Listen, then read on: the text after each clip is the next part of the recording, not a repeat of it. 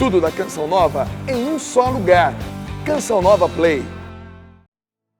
Pelo sinal da Santa Cruz, livra-nos Deus, nosso Senhor, dos nossos inimigos, em nome do Pai, do Filho e do Espírito Santo. Amém. Bom dia a todos, vocês que estão aqui no Centro de Evangelização, você que está em casa e que nos acompanha pela TV, rádio, internet, você que está no Brasil, você que está fora do Brasil, que já está vivendo estes dias de retiro aqui conosco na Canção Nova. Nesta manhã nós já nos colocamos desde cedo aqui, até quando não estávamos ainda transmitindo pela TV, o momento da oração da manhã, onde nós nos colocamos diante da presença de Deus e da Virgem Maria, Santa Mãe de Deus. E nós vamos dar continuidade a este itinerário, de nos aproximarmos mais da Mãe de Jesus nesta manhã, de conhecê-la um pouco mais, um conhecimento que passa pelo entendimento da sua história, um conhecimento que passa por Maria na história da igreja e Maria ação atuante nas nossas vidas. Nós precisamos entender qual era o contexto em que a Virgem Maria vivia. Quem era Nossa Senhora? Quem era aquela jovem, Maria, que vivia ali, numa cidade muito pequena, na verdade um vilarejo, porque Nazaré não podia ser considerada como cidade, de tão pequena que era. Nazaré que não era reconhecida, Nazaré que não tinha nomes de profetas. Se nós olharmos no Antigo Testamento, que profeta veio de Nazaré? E é neste lugar de escondimento, este lugar não famoso, não conhecido, que o céu se manifesta. Uma vila de mais ou menos 300, 400 habitantes, uma vila muito pequenininha, de vida cotidiana, onde as pessoas que ali viviam eram agricultores. As escavações revelaram prensas de oliveira naquela região, então era uma região onde se fazia azeite, onde se colhia as oliveiras no final do ano, onde aquela pequena comunidade rural se reunia para recolher oliveira e produzir o azeite. Uma cidade que tinha ali a produção de vinho, uma cidade muito pequena. E é neste cotidiano que ali estava Maria, uma mulher judia, uma mulher que vivia todos os dias os preceitos da sua fé, e que vivia num tempo tão conturbado do Império Romano. Um tempo de perseguição, um tempo de mortes. Quantas pessoas foram crucificadas naquele tempo e elas se tornavam tochas humanas para iluminar as cidades grandes do Império Romano. Existia um castigo para quem desobedecesse o Império Romano. Quantas jovens eram retiradas da sua casa porque os seus pais não tinham condições de pagar muitas vezes o tributo ao imperador. Era naquele contexto desesperador que Maria vivia, mas a esperança do povo judeu, a cada dia o coração pulsava na esperança da vinda do Messias. Maria também esperava o Messias. Mas eu acredito que aquela menina de 13, 14, 15 anos, porque era a idade média em que as meninas se davam em casamento, onde os contratos de casamento eles iam fazendo o seu caminho para o matrimônio, aquela criança, ela entendeu que o céu se manifestava a ela. Então nós vamos agora entrar na palavra de Deus. Como o Márcio bem rezava aqui conosco, é preciso que o Senhor abra os nossos ouvidos para ouvir a sua palavra. Então agora nós vamos para a palavra. Pega aí Lucas, capítulo 1, versículos 26 até o 38. Lucas, capítulo 1, versículo de 26 a 38. Você que está aqui, você que está em casa, é convidado a pegar a palavra de Deus, saborear a palavra, para que nós possamos viver de fato aquilo que o Espírito Santo tem para nós nesta manhã, para que esta palavra ela gere vida em nossos corações. E começa a passagem de São Lucas dizendo que no 6º mês, o anjo Gabriel foi enviado a Deus a uma cidade da Galileia. No 6º mês, o projeto de salvação ele já se iniciava. Aquele que viria preparar os caminhos do Senhor já estava na barriga de sua mãe, já tinham 6 meses. Isabel estava grávida de João Batista, há 6 meses. No 6º mês da gravidez de Isabel, o anjo vai a Nazaré, vai à cidade improvável, vai à pequena vila e rompe o silêncio daquele lugar. Por que será que Deus ama tanto a periferia? Que amor de Deus por quem vive às margens. Por que Maria não nasceu em Jerusalém, ou até mesmo em Belém? Cidades proféticas, conhecidas e reconhecidas, mas não. O céu, ele contradiz a história e a perspectiva humana, e vai até a região da Galileia, vai ao interior da Palestina, e aparece uma virgem chamada Maria. 6 meses depois de Isabel ficar grávida daquele que viria para preparar os caminhos do Senhor. E quando a Virgem Maria, o anjo aparece a Maria, ele faz uma saudação. Alegra-te, cheia de graça, o Senhor está contigo. E é importante ter o entendimento desta saudação. Imagina você, uma menina de 13 a 15 anos, que conhecia a sua fé judaica, que fazia experiência da fé judaica. Maria vivia o Shabat, o dia dedicado a Deus. Você sabe qual é o papel? Um dos papéis da mulher no Shabat? Acender a vela. Antes da bênção do Shabat, do Kiddush que eles chamam, que é o jantar das vésperas que preparam o dia de Deus, o dia separado para Deus, a mulher tem como missão acender a vela, porque a mulher, ela nasceu para dar à luz. A mulher foi criada por Deus para gerar vida, mesmo religiosas, celibatárias, é da natureza da mulher gerar vida. E a palavra de Deus vai nos ensinando e nos colocando em nosso papel, a nossa missão que gera alegria, que gera fruto. E Maria, como uma mulher judia, acendia a vela do Shabat. A mulher que veio para gerar vida, a mulher que veio quebrar, que veio como uma profecia, na sua obediência à vontade de Deus, deixando para trás a desobediente, aquela que dividiu, aquela que saiu da presença de Deus. Maria nos coloca de novo, pela sua missão, pela misericórdia de Deus. Maria acompanha a igreja nessa experiência de céu. E naquele dia, Maria pensa, esta não é qualquer saudação.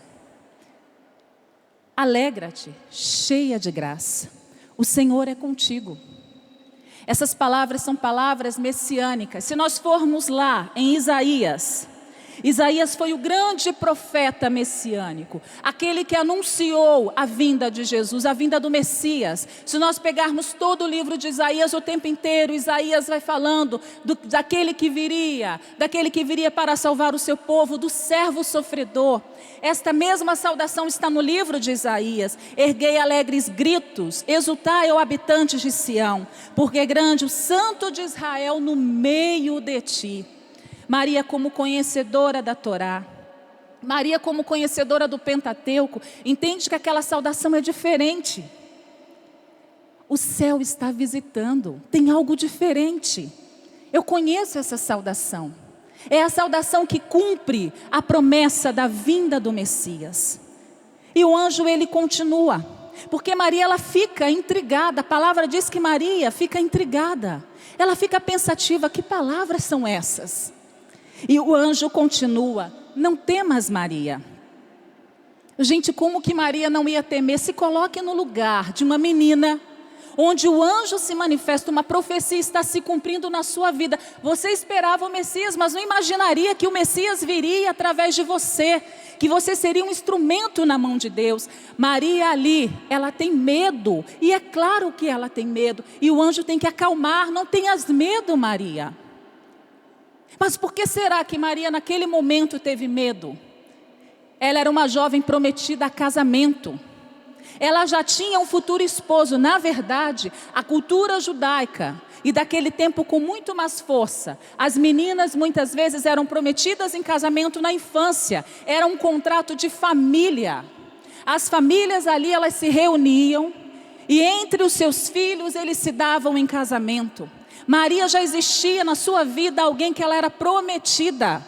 Gente, Nazaré é uma cidade de 300, 400 habitantes. Todo mundo se conhecia. Todo mundo sabia quem era Maria, todo mundo sabia quem era José. Maria conhecia a lei.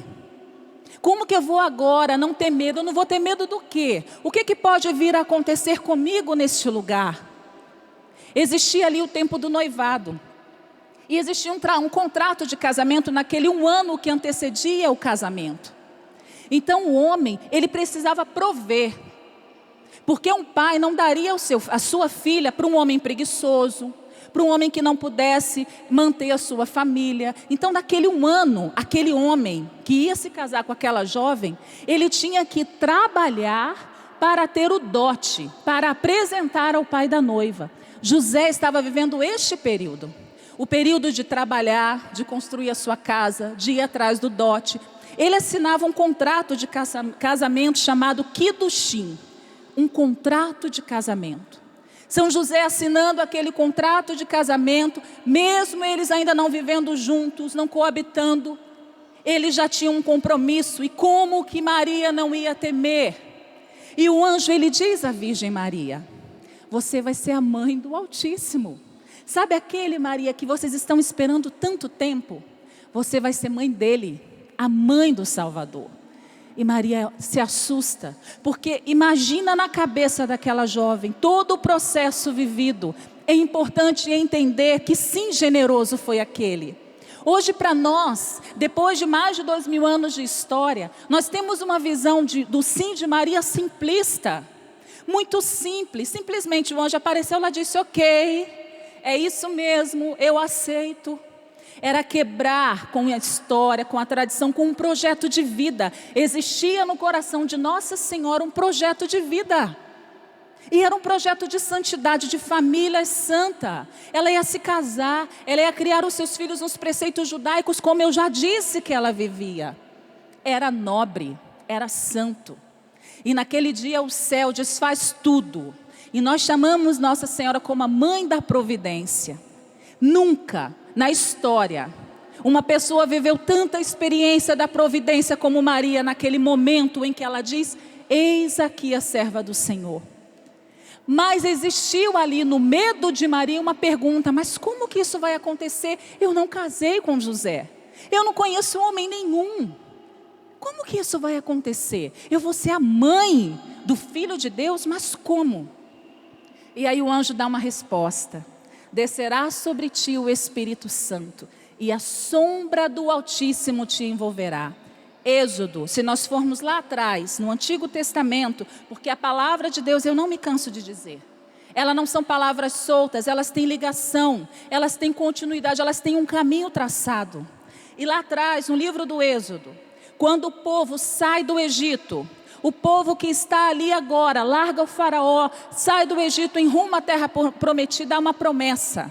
Há uma promessa para aquele povo: nunca se retirou diante do povo a coluna de nuvem durante o dia.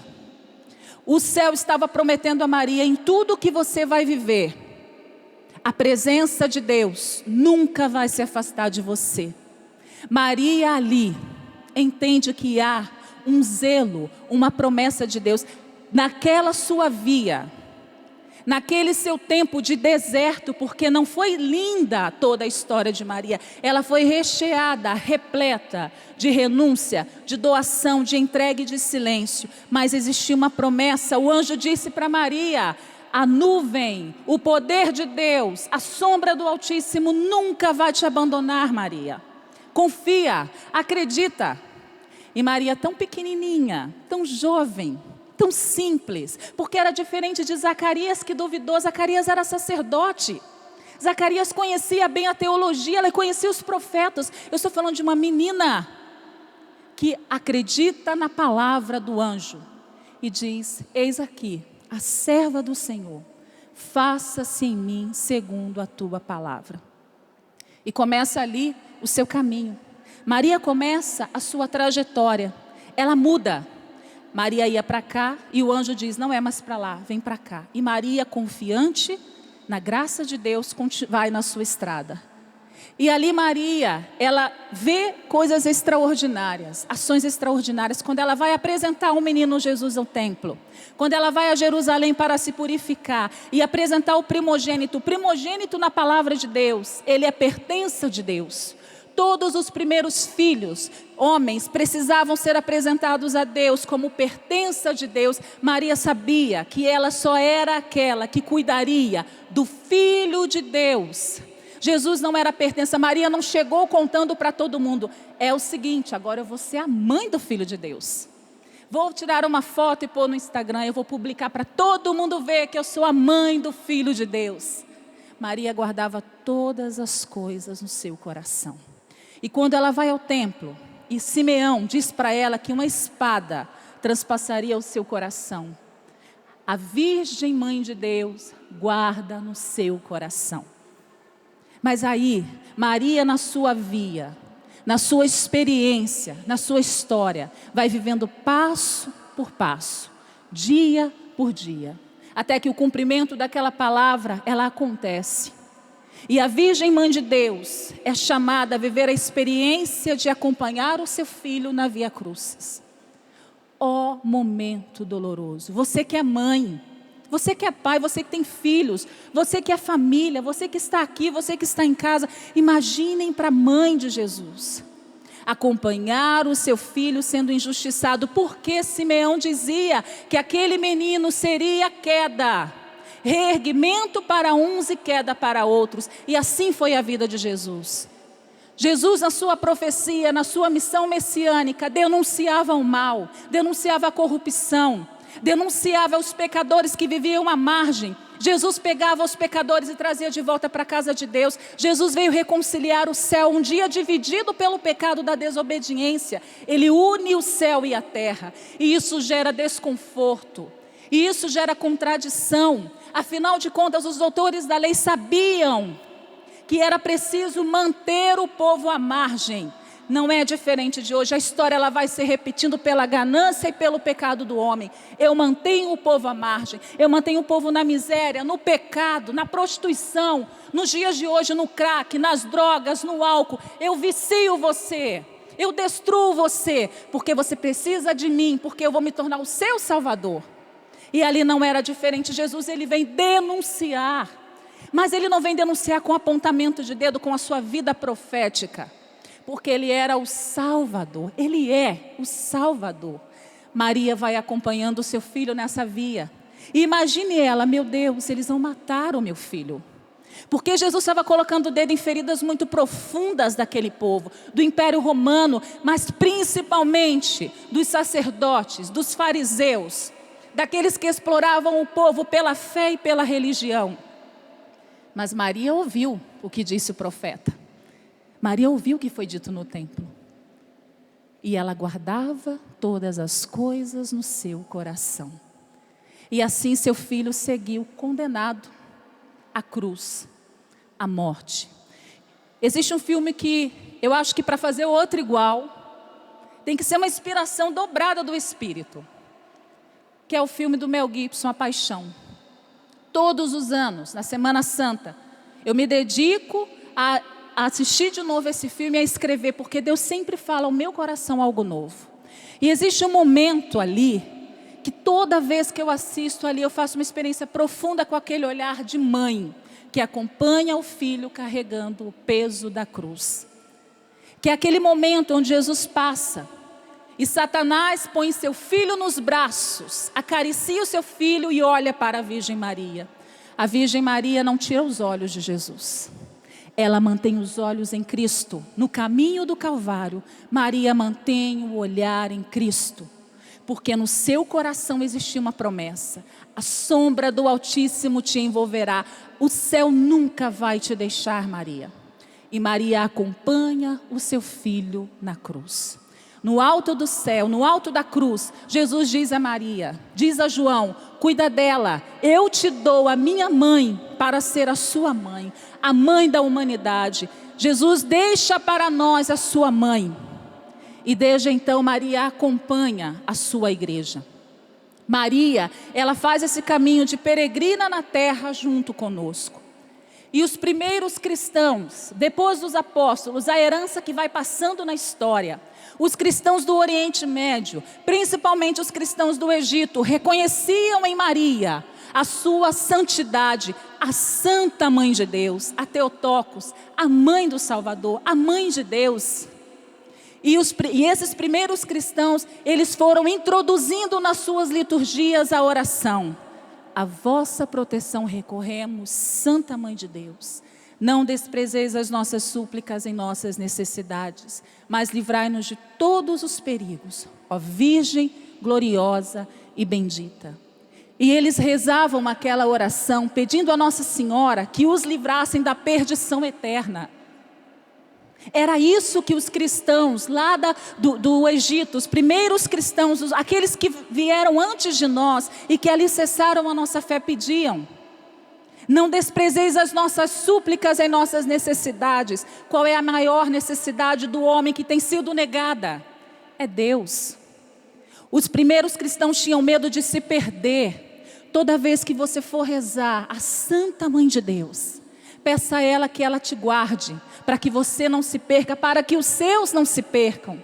Coloca no coração de Maria a sua família, a sua história. Peça a Santa Mãe de Deus para que os seus não se percam. Maria continuou acompanhando a sua igreja. E Maria aparece a 3 crianças em Fátima. De tantas manifestações da Virgem Maria no meio do povo, essa é aquela que vem com tanta força, porque vem no meio de uma guerra. Primeira Guerra Mundial, em 1917. Há 3 crianças do Aljustrel, uma vila muito pequena, muito pouco conhecida. Diferente de Nazaré? Não. Fátima é muito pequenininha e a vila onde viviam os pastorinhos é menor ainda, é um recortezinho de Fátima. Naquele lugar improvável, a Santa Mãe de Deus aparece a 3 crianças. 3 crianças que por providência são pastoras de ovelha.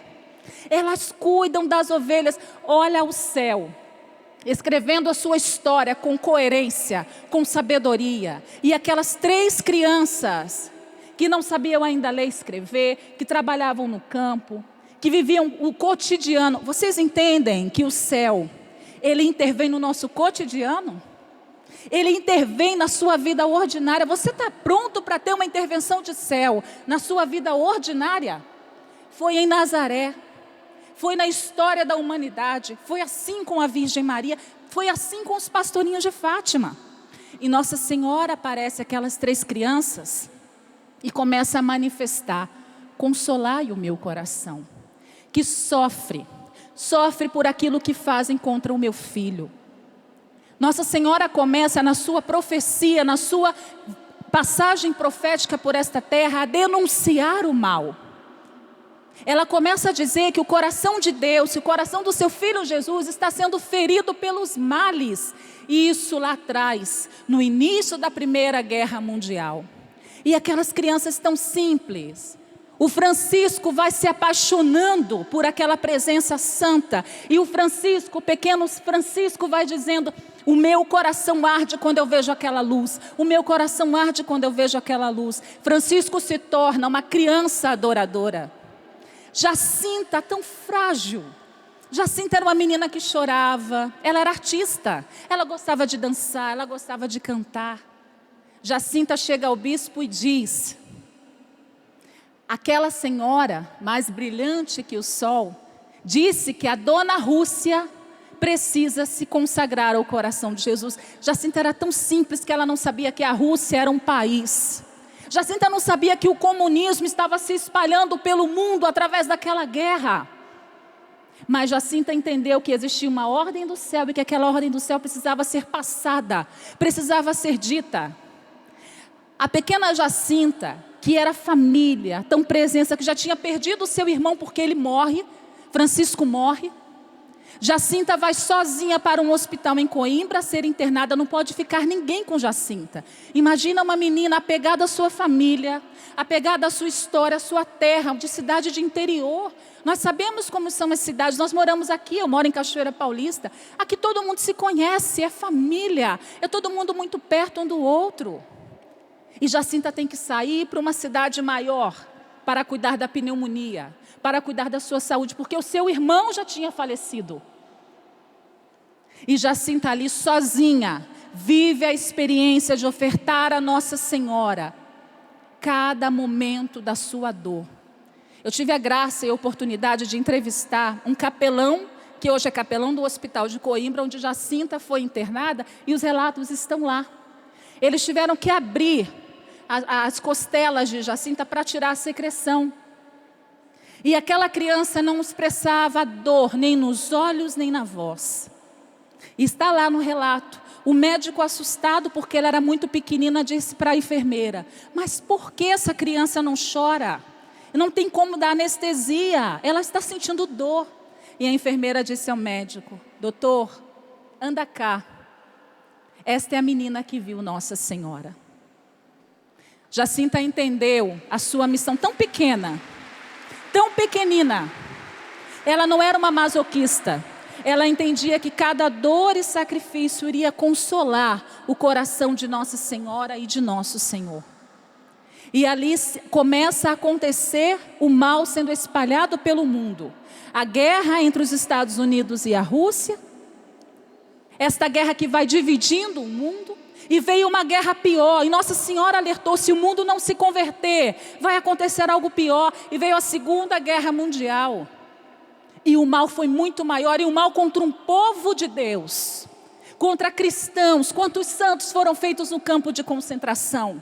Porque o mundo, ele foi deixando de lado, negando a presença de Deus. E tem sido assim, meus irmãos, é só olhar a história. Revolução industrial, eu trabalho. Depois eu começo a comercializar, eu consumo. Aí os meios de comunicação vêm, te manipulam e te convencem do que você precisa, do que é ou não é assim até hoje. E tudo isso, a negação de Deus. Eu vou negando a Deus. E nós vivemos num tempo pós-modernidade, onde o homem cada vez mais só olha para si. Antes o homem olhava para quem estava fora. O homem foi criado para amar. O mandamento de Deus: amai a Deus sobre todas as coisas e ao próximo como a ti mesmo. O homem foi criado para doar. É da nossa essência a doação. Olha o que aconteceu lá no Rio de Janeiro com as crianças. Olha o que aconteceu em Brumadinho. O país se comove. Nós nos comovemos pela dor. Olha a Síria, que é mais distante de nós, mas que mexe muito conosco. Esses dias eu peguei um vídeo de uma criança da Síria, onde o jornalista perguntava para ela: cadê seu pai e sua mãe? E ela respondia: morreram na guerra.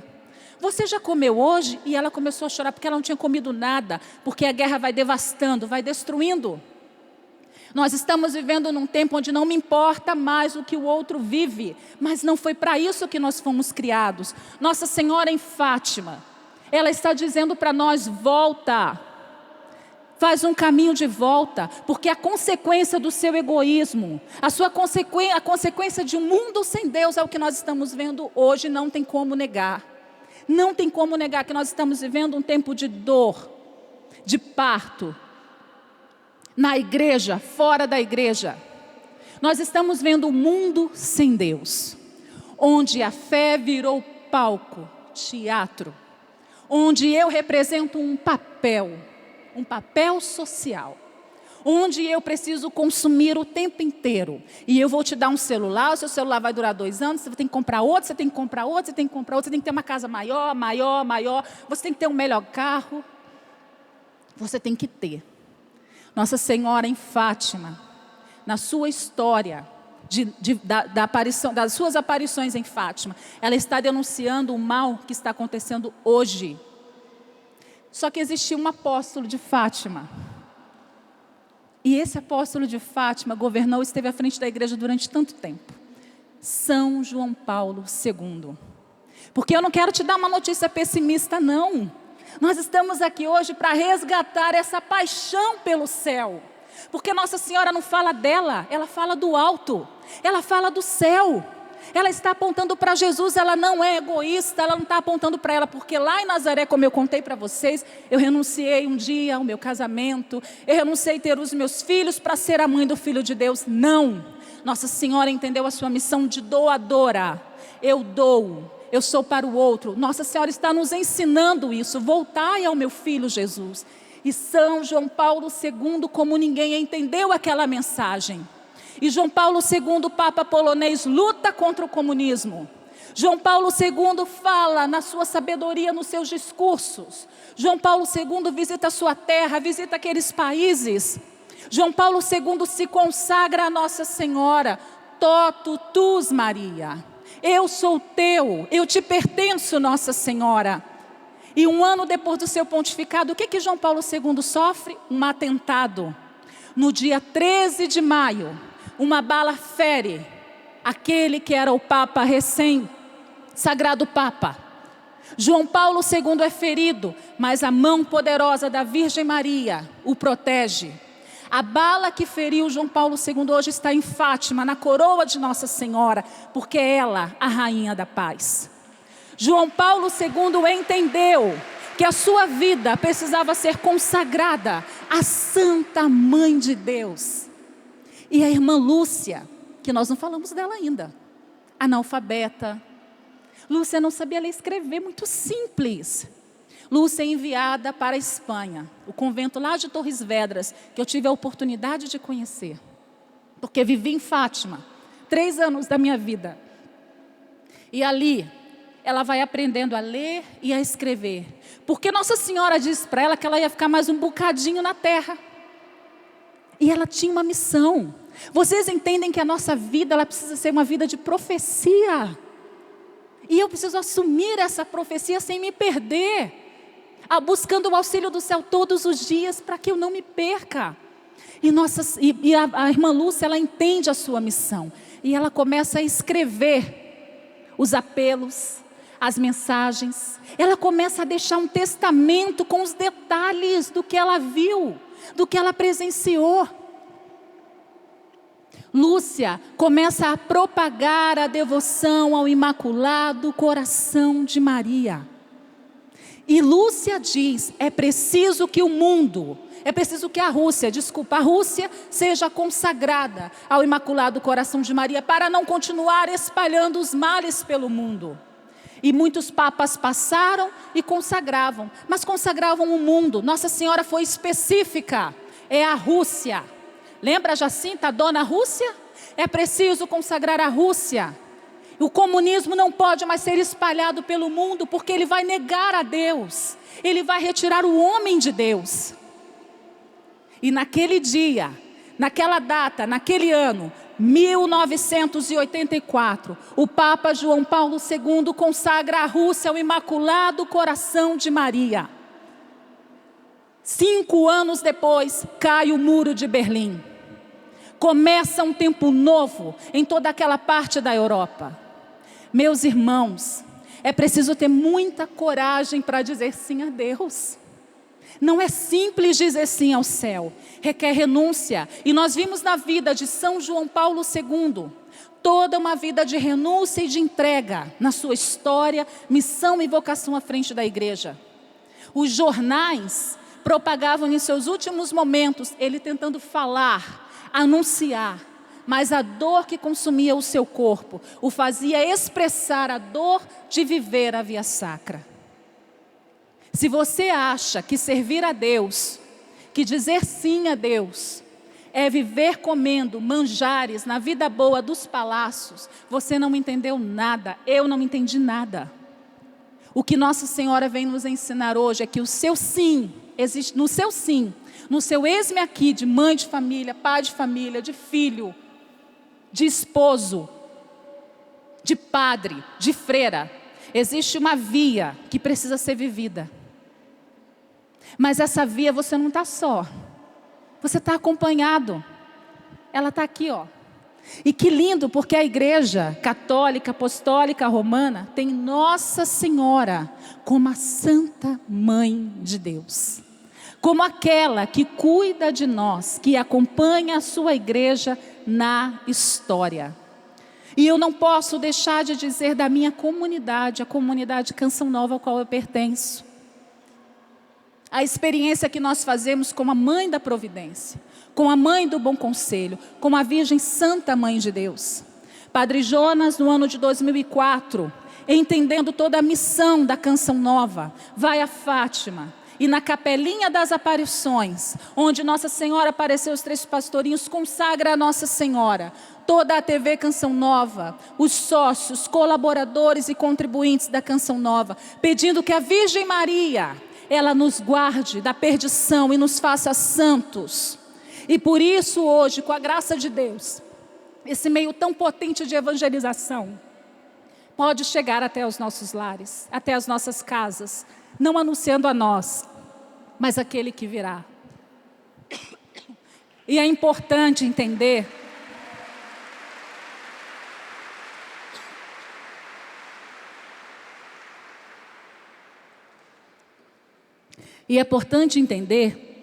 que em Fátima o sol gira, o grande milagre do sol.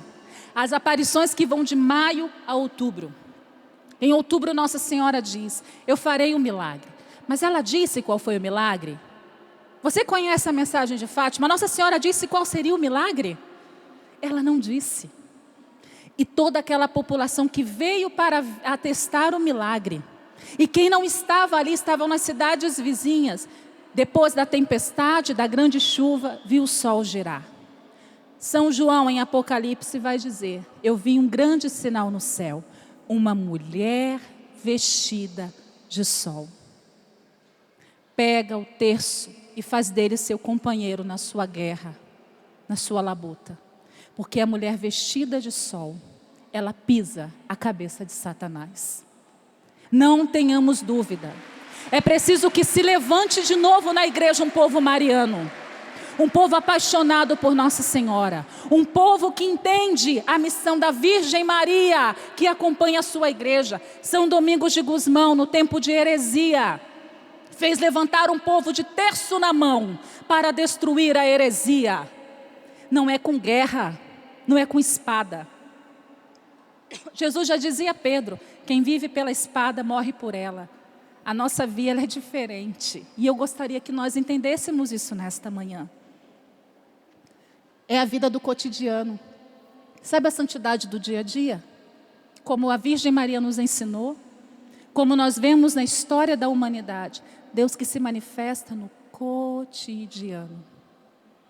Então agora, nós vamos ficar de pé. Porque a Virgem Maria, ela não pode ser uma teoria. A sua presença santa não é teoria. Ela é concreta, ela é real. Ela nos acompanha nessa peregrinação. Sabe a sua via sacra? Nossa Senhora te acompanha na sua via sacra. Nas dores, nas suas dores de todos os dias. Ela está conosco. Nós não estamos sozinhos. Quando a pequena Jacinta estava ali, com a pneumonia, morrendo, Nossa Senhora estava junto. Ela dizia, não senta aí não. Nossa Senhora senta aqui todos os dias e vem conversar comigo. O pequeno Francisco, que se santificou a partir daquela presença de Nossa Senhora, que se apaixonou por Jesus escondido. Nos seus últimos momentos de vida, ele entendia tudo para consolar o coração de nosso Senhor e Nossa Senhora. Que a nossa vida nesses dias, nesse tempo, onde você é convidado a ser egoísta, onde você é convidado a só olhar para você, para os seus problemas, para a sua vida, sai de você. Quando a gente serve o outro, a gente não fica mais feliz?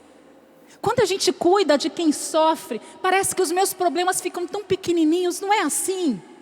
Gente, Nossa Senhora deixou o seu projeto de vida para ir correndo abraçar o projeto de Deus. E a sombra do Altíssimo nunca a abandonou. Nós estamos falando de eternidade, de céu.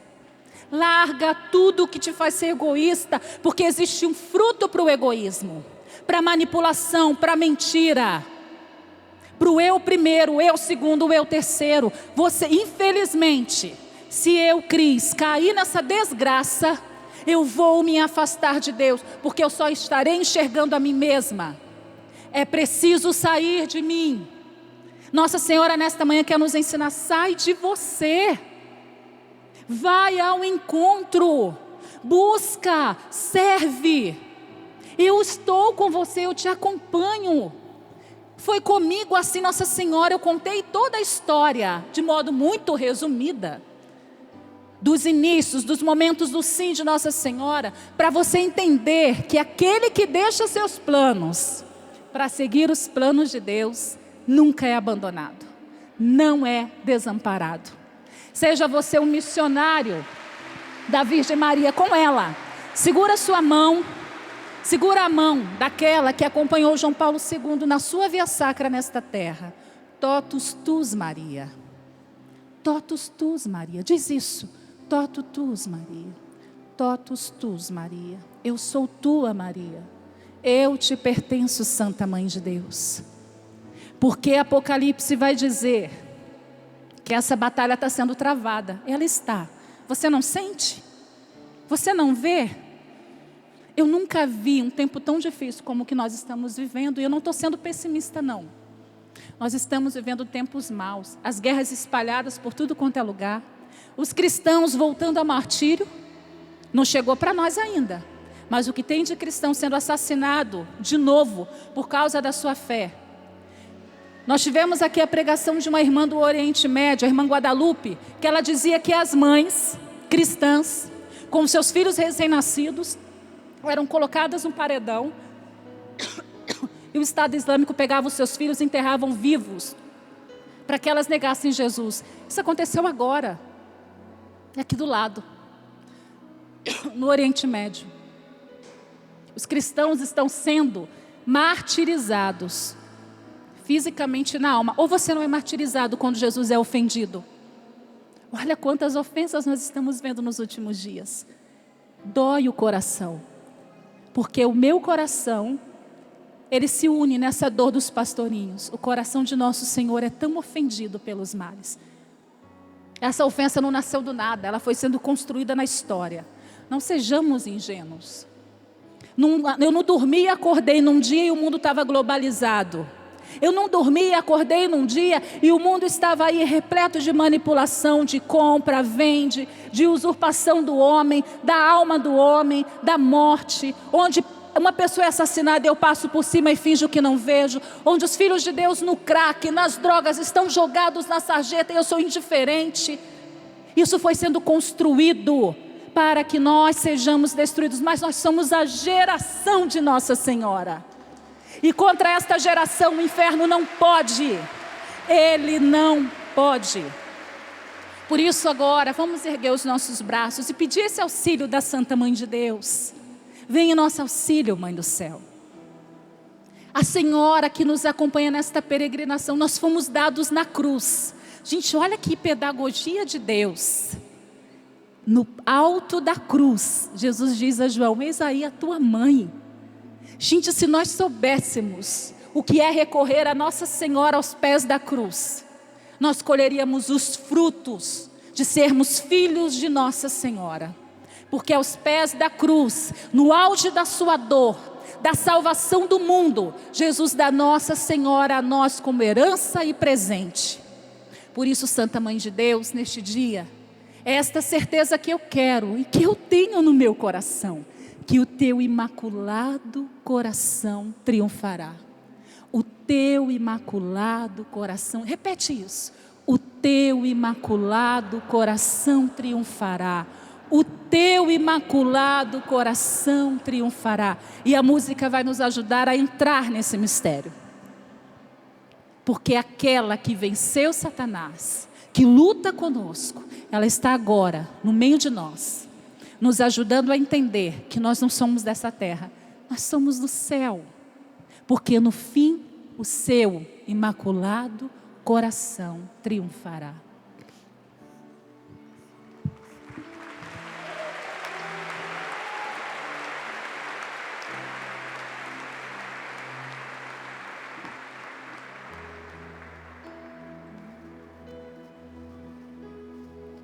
Se um dia um anjo declarou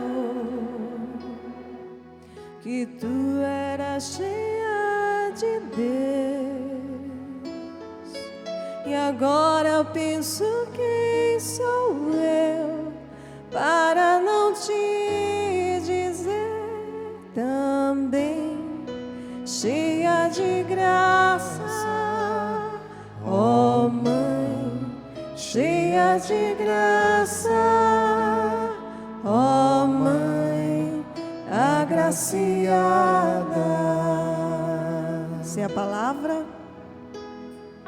Se a palavra ensinou que todos hão de concordar, e todos hão de concordar, e as gerações te proclamar, e as gerações te proclamar. Agora eu também direi.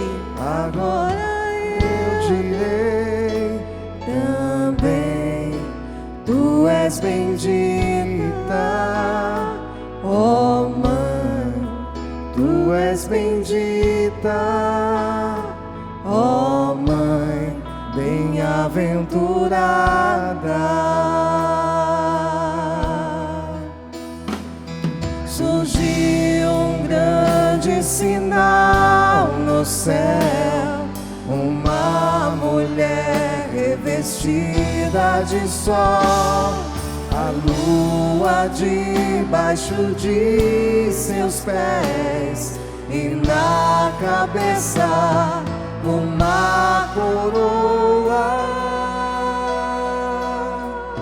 Se a palavra ensinou, e todos hão de concordar, e as gerações te proclamar. Agora eu também direi, tu és bendita, ó Mãe, tu és bendita, ó Mãe, bem-aventurada. Tu és bendita. Tu és bendita, ó Mãe, tu és bendita, ó Mãe, tu és bendita, ó Mãe, bem-aventurada. Surgiu um grande sinal no céu, uma mulher revestida de sol, a lua debaixo de seus pés, e na cabeça uma coroa. Não há com que se comparar, Não há com que se comparar. perfeito é quem te criou. Perfeito é quem te criou. Se o Criador te coroou, Se o Criador te nós te coroamos, a Mãe. Te coroamos, ó Mãe, te coroamos, ó Mãe, te coroamos, ó Mãe, nossa rainha.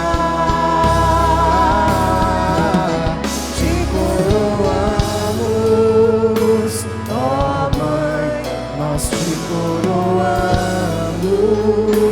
ó Mãe, te coroamos,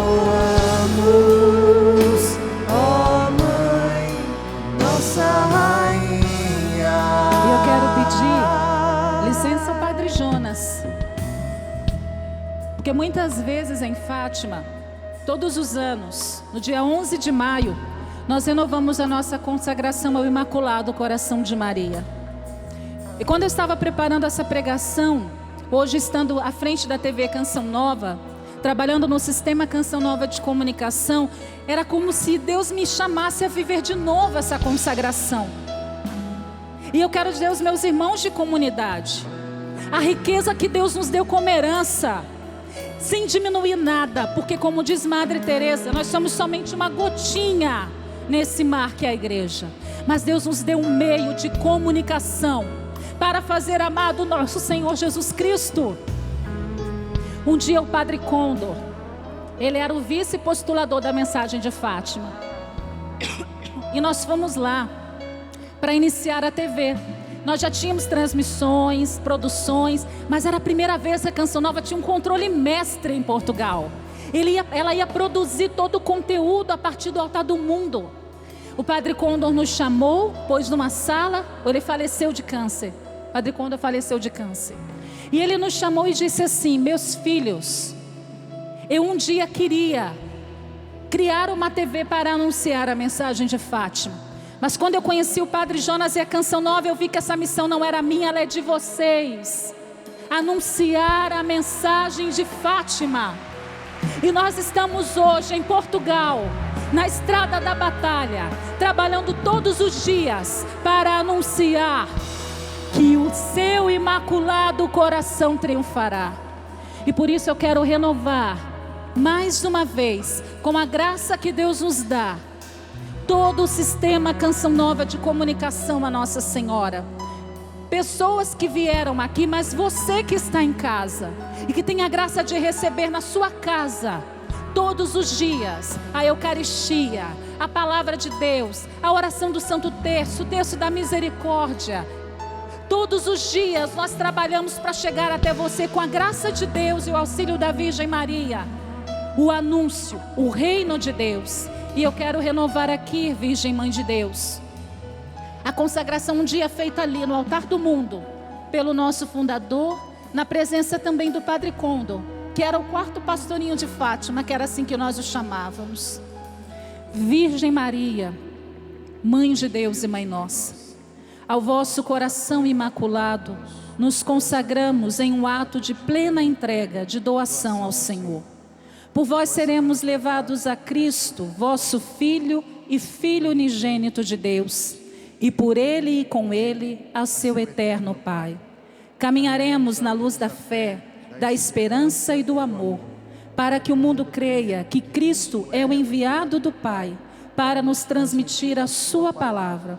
E seremos nós, os seus enviados, a fim de levar o seu conhecimento e amor até os confins da terra. Assim, sobre a maternal proteção do vosso coração imaculado, nós consagramos a TV Canção Nova, o sistema Canção Nova de comunicação e toda a nossa comunidade, cada um dos seus membros consagrados, a grande família Canção Nova, para os quais somos destinados, em especial os nossos sócios, colaboradores que sustentam esta obra. Coloque em vossas mãos todo o sistema Canção Nova, para que ele realize os desígnios de Deus e prepare e apresse o triunfo do vosso imaculado coração. Tomai-nos sobre a vossa proteção, defendei-nos dos perigos, ajudai-nos a vencer as tentações que nos solicitam para o mal e a conservar a pureza do nosso corpo e nossa alma. Seja o vosso coração imaculado o nosso refúgio e o caminho que nos conduz a Deus. Concedei-nos a graça de orar e de nos sacrificar por amor de Jesus, pela conversão dos pecadores e em reparação pelos pecados cometidos contra o vosso imaculado coração. Por meio de vós e em união com o coração do vosso divino Filho, queremos viver para a Santíssima Trindade, em quem cremos e a quem adoramos, esperamos e amamos. Amém. Te coroamos, ó Mãe. Te coroamos, ó Mãe. Te coroamos, ó Mãe. Te coroamos, ó Mãe, nossa Rainha. Te coroamos, ó Mãe. Te coroamos, ó Mãe. Te coroamos, ó Mãe, nossa Rainha. E aplauda Nossa Senhora. Tudo da Canção Nova em um só lugar. Canção Nova Play.